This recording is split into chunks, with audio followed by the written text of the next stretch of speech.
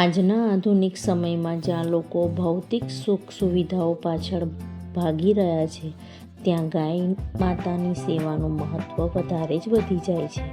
ગાયની સેવા ફક્ત એક ધાર્મિક કર્તવ્ય નથી, પરંતુ સમાજ અને પર્યાવરણ બંને માટે ઘણું જ આવશ્યક છે. પરંતુ દુઃખની વાત એ છે કે આજે કેટલીક ગાયો સડકો પર ભટકે છે, ભૂખી, તરસી અને દુર્ઘટનાનો ભોગ પણ બની રહી છે. આવા સમયમાં ગૌશાળાનું મહત્ત્વ વધારે વધી જાય છે.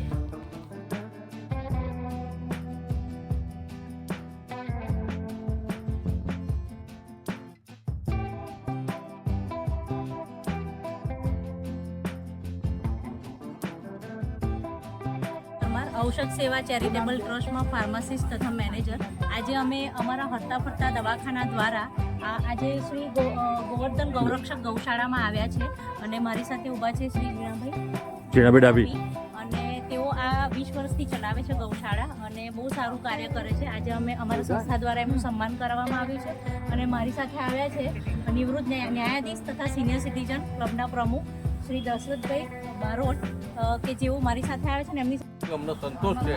આજે ગૌ માતાની અમે પૂજા કરી, અમને ડાભી સાહેબે સેવા કરવાની તક આપી, આરતી ઉતારી અને ઘાસ તથા ચકલાને ચણ નાખવાની પણ અમને તક પૂરી પાડી.